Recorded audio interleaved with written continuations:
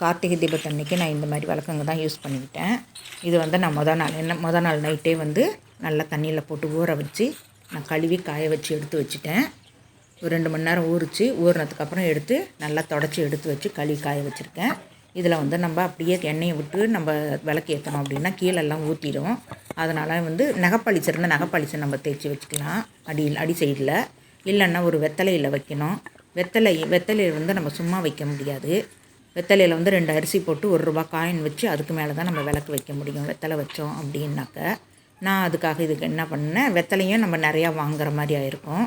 அப்போ தான் நமக்கு கீழே எல்லாம் வந்து நமக்கு டைல்ஸ் எல்லாம் இருந்தது அப்படின்னா அதில் எண்ணெய் வழிஞ்சி அப்படியே நமக்கு வழுக்கும். அதனால் வந்து நான் வெத்தலையெல்லாம் வாங்கலை. நான் விளக்கு சும்மாவும் வைக்கல. நகைப்பாலிஸ் என்கிட்ட இல்லை. அதனால் நான் என்ன பண்ணேன், இந்த மாதிரி அந்த ப்ரஷ்ஷில் இருக்கிறத ஒரு கொஞ்சோண்டு எடுத்துக்கிட்டேன்.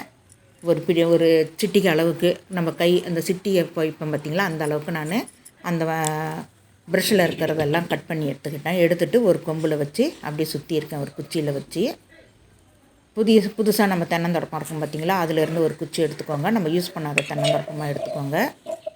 அதிலேருந்து ஒரு குச்சி எடுத்துருக்கேன். என்கிட்ட பெயிண்டிங் கொஞ்சோண்டு இருந்தது. அந்த பெயிண்ட்டு வந்து நான் அடியில் அடிச்சுக்கிறேன். இது வந்து நகைப்பாலிஸ் இருந்தாலும் நகைப்பாலிஸ் கூட நம்ம வச்சு தேய்ச்சி எடுத்துக்கலாம் அந்த விளக்குக்கு அடியில். இப்போ வந்து நமக்கு எண்ணெய் வந்து கீழே சிந்தாது. இல்லைன்னா நம்ம அட்டை வைக்கணும், இல்லைன்னா பேப்பர் வைக்கணும், அதெல்லாம் கட் பண்ணிக்கிட்டு இருக்கணும். அதை விட நமக்கு இது ரொம்ப ஈஸியாக இருக்கும். அதனால் நான் வந்து இந்த மாதிரி பெயிண்ட் இருந்தது, அந்த பெயிண்ட்டை வச்சு இந்த மாதிரி ப்ரஷ் இல்லை, அதுக்காக பெரிய ப்ரஷ்ஷாக இருக்குது. நமக்கு சின்ன ப்ரஷ்ஷாக வேணுன்றதுனால நான் பெரிய ப்ரஷ்ஷில் இருந்து கொஞ்சோண்டு கட் பண்ணி இதில் கட்டி வச்சு இதில் இது மாதிரி நான் பண்ணியிருக்கேன். உங்களுக்கும் இந்த மாதிரி ஐடியா நீங்கள் பண்ணியிருக்கீங்களா என்றதை கமெண்ட் பாக்ஸ் சொல்லுங்கள். இந்த மாதிரி நான் தேய்ச்சிட்டு நான் காலையிலேயே வந்து இதெல்லாம் வந்து பெயிண்டிங் அடித்து வச்சுட்டேன். இல்லைனாக்கா நமக்கு எண்ணெய் வந்து கீழே ஊற்றி அங்கங்கே அப்படியே எண்ணெய் கரையாக இருக்கும். இப்போ வந்து நமக்கு டைல்ஸ்லலாம் இருந்ததுன்னா எண்ணெய் வலிஞ்சு வந்துடும். அது நம்ம காலில் பட்டுருச்சு அப்படின்னா வலிக்கி விட்டுரும் நமக்கும். இப்போ காம்பவுண்ட் சுவர் மேலெல்லாம் வச்சாங்கன்னா அந்த எண்ணெய் கசரு தெரியும். இந்த மாதிரி நம்ம பெயிண்டிங் அடித்தோ இல்லை நகைப்பாலிஸ் அடித்தோ நம்ம வச்சிட்டோம் அப்படின்னாக்க நமக்கு வந்து அது எண்ணெய் கசரு கீழே இறங்காது, அந்த விளக்குலேயே இருக்கும் எண்ணெய். அதனால் நான் இந்த மாதிரி எல்லா விளக்குக்கும் இந்த மாதிரி நான் பெயிண்டிங் அடித்து வச்சுட்டேன். பெயிண்டிங் அடிச்சுட்டு அன்றைக்கி பொழுதுக்கும் காஞ்சிடுச்சு. இன்றைக்கி பொழுதுக்கும் காஞ்சிருக்குது. காய விட்டுட்டு அதுக்கப்புறம் தான் நான் எடுத்து எண்ணெயை பொட்டு வச்சுருக்கேன். பொட்டு வச்சுட்டு எண்ணெய் விட்டு திருப்பி போடுறேன். இந்த மாதிரி காய வச்சிடணும். எண்ணெய் பெயிண்டிங் இல்லையா, நகைப்பாலிச்சுன்னா உடனே ஒரு 10 நிமிஷத்தில் காஞ்சிடும். இது பெயிண்ட்டு அப்படின்றதுனால நான் காலையிலே போட்டுட்டேன். காலையிலே போட்டு சாயந்தரம் தான் நான் வந்து பொட்டு வைக்கிறதுக்கு ஆரம்பிச்சிருக்கேன்.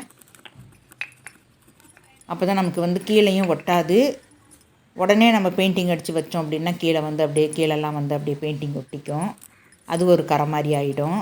அப்புறம் அதை தேய்ச்சி எடுக்கணும். அதை விட நம்ம மொதல் நாளே இந்த மாதிரி செஞ்சு வச்சிடணும், இல்லை காலையிலேயே செஞ்சு வச்சிடணும். நகைப்பாலிஸ் இருந்ததுன்னா உடனே நமக்கு ஆறிடும். நம்ம ஒரு அகலில் நம்ம நகைப்பாலிஸை தடவிட்டு அடுத்த அகலுக்கு போகிறதுக்குள்ளேயே அது காஞ்சிடும். நான் நகைப்பாலிஸ் என்கிட்ட இல்லைன்றதுனால நான் அந்த பெயிண்டிங்கே வச்சுட்டேன். இந்த மாதிரி மஞ்சள் குங்குமம் வச்சுக்கலாம் ஃபஸ்ட்டு. இந்த மாதிரி மஞ்சள் குங்குமம் வச்சுட்டு அதுக்கப்புறம் எண்ணெய் விட்டுக்கலாம்.